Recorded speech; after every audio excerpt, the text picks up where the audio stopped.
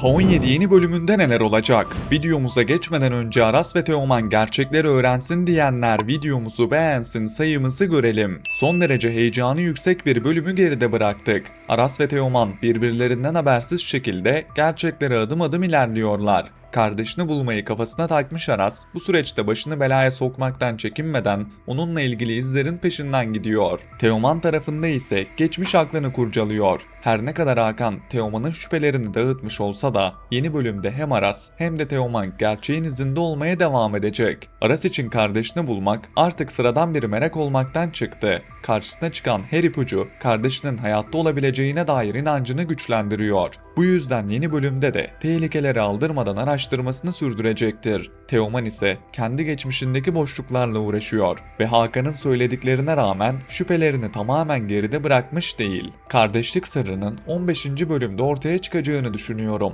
Çünkü geçtiğimiz günlerde Teoman karakterine hayat veren Ata Yaşat yaptığı paylaşımda 15. bölüm senaryosunun kapağını göstermiş ve buradaki büyük kavuşma yazısı dikkat çekmişti. Bana göre bu detay boşuna verilmedi. Bunun dışında birçok kaynakta da dizinin 15. bölümde bu kardeşlik sırrını ortaya çıkaracağı söyleniyordu. Eğer plan bu yönde ise önümüzdeki bölümlerde hem Aras'ın hem de Teoman'ın araştırmaları hızlanacak. Zaten hikayenin geldiği noktada bu sırrı çok daha fazla uzatmak kolay görünmüyor. Burada ise kafalar daha da karışıyor. Çünkü gerçeği ilk kim öğrenecek? Aras mı, Teoman mı yoksa bir başkası mı? Benim beklentim Aras ve Teoman'ın gerçeği aynı anda öğrenmesi. Ancak muhtemelen bu gerçeği ilk Teoman öğrenecek. Teoman'ın geçmişiyle ilgili karşısına çıkacak küçük bir detayın onu büyük gerçeğe götürebileceğini düşünüyorum. Hakan'ın tedirgin tavırları da onun dikkatinden kaçmayacaktır. Teoman gerçeği öğrenmesiyle beraber ne yapacağını bilemeyecek. Bunu kimseye söyleyemeyecek. Çünkü hem bu zamana kadar yaşadığı hayatın büyük bir yalandan ibaret olduğunu fark edecek, hem de Aras'ın kendisine tepkili olabileceğini düşünüp ondan çekinecek. Yıllardır ailesi olarak gördüğü insanların kendisinden böylesine büyük bir gerçeği sakladıklarını öğrenmek onun için kolay olmayacaktır.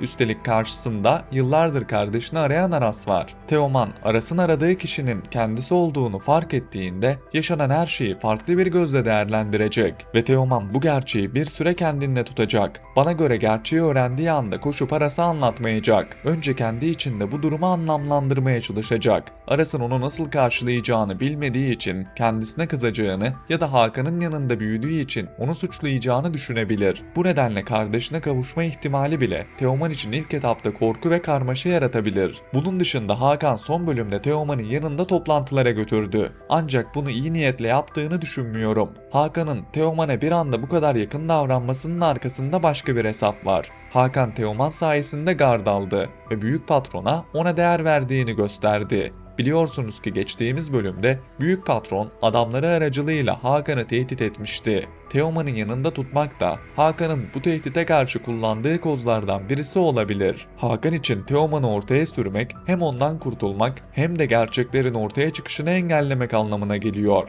Çünkü Teoman geçmişini araştırmaya devam ettikçe Hakan için daha büyük bir tehlikeye dönüşüyor. Teoman'ın bazı şeyleri hatırlaması halinde Hakan'ın yıllardır kurduğu düzen bozulabilir. Bu yüzden Hakan'ın onu kendi çıkarları için kullanmaya çalışacağını düşünüyorum. İlerleyen bölümlerde Teoman'ın kaçırılabileceğini ve onu Aras'ın kurtaracağını düşünüyorum. Böyle bir sahne kardeşlerin kavuşması için uygun zemini hazırlar. Özellikle Teoman gerçeği öğrenmiş ancak Aras'a söylememiş olursa bu kaçırılma olayı çok daha anlamlı hale gelir. Aras da onun başının belada olduğunu öğrenince aralarındaki sorunları bir kenara bırakıp Teoman'ı kurtarmaya gidebilir. Bunun yanında bir de Serhat var. Serhat karakterini canlandıran Çağdaş Onur Öztürk de geçtiğimiz günlerde yaptığı açıklamada ayağa kalkacağını söylemişti. Kardeşlik sırrı ile ilgili her şeye hakim olan Serhat'ın ayağa kalkıp konuşmaya başlaması dengeleri değiştirir. Çünkü Serhat geçmişte yaşananları bilen en kritik isimlerden biri. Şimdiye kadar konuşamaması Hakan ve Şebnem'in işine geldi.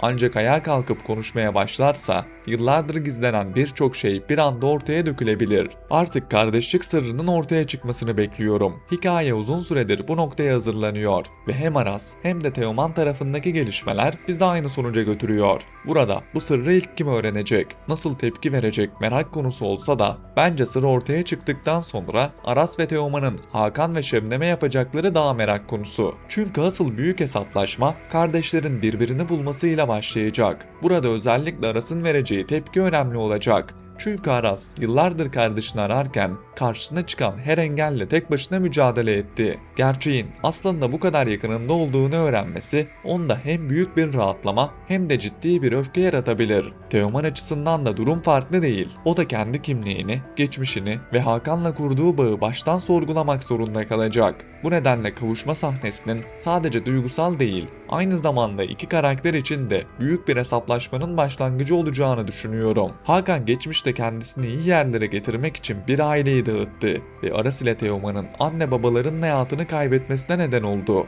ve Teoman'ı yanına alarak adeta bir canavar yarattı. Yıllar boyunca Teoman'ın geçmişini sakladı ve onu gerçek ailesinden uzak tuttu. Fakat Teoman gerçeği öğrendiği anda Hakan'ın bugüne kadar söylediği her şeyi sorgulayacak ve ona duyduğu güven tamamen bitecek. Ancak bu canavar kendi sonunu getirecek. Teoman'ın Hakan'a karşı nasıl bir tavır alacağını gerçekten merak ediyorum. Çünkü Teoman'ın öfkesi bir anda patlayabilir. Aras ise Teoman'ı sakinleştirmek isteyecektir. Aras'ın amacı sadece intikam almak değil, yıllardır aradığı kardeşini yeniden kaybetmemek olacaktır. Bu yüzden Teoman'ın kontrolünü kaybettiği anlarda onu durdurmaya çalışan kişinin Aras olacağını düşünüyorum.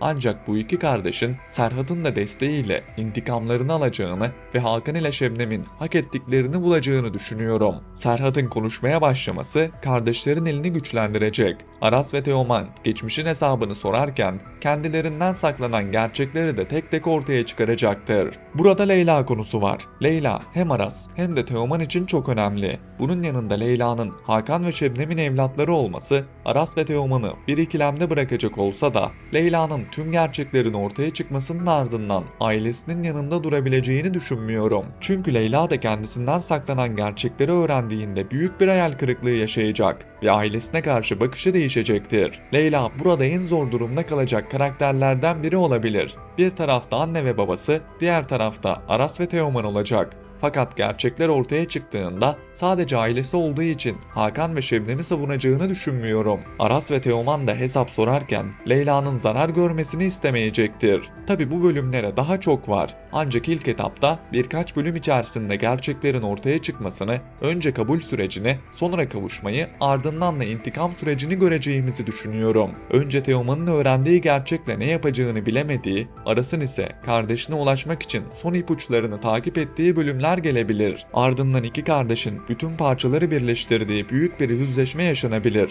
Ancak bütün bunların sonunda Aras ve Teoman'ın kardeş olduklarını kabul edip birlikte hareket etmeye başlayacaklarını düşünüyorum. Asıl hikaye de bundan sonra başlayacak. Çünkü yıllardır birbirlerinden ayrı yaşayan iki kardeş bir araya geldiğinde Hakan ve Şebnem için işler çok daha zor hale gelecek. Aras'ın inadı, Teoman'ın öfkesi ve Serhat'ın bildikleri birleştiğinde geçmişte yaşananların hesabı tek tek sorulabilir. Bu nedenle önümüzdeki bölümlerde kardeşlik sırrının açığa çıkmasıyla birlikte dizinin temposunun daha da yükseleceğini düşünüyorum. Sizce bu gerçeği ilk Aras mı öğrenecek, Teoman mı? Görüşlerinizi yorumlar kısmında bekliyorum.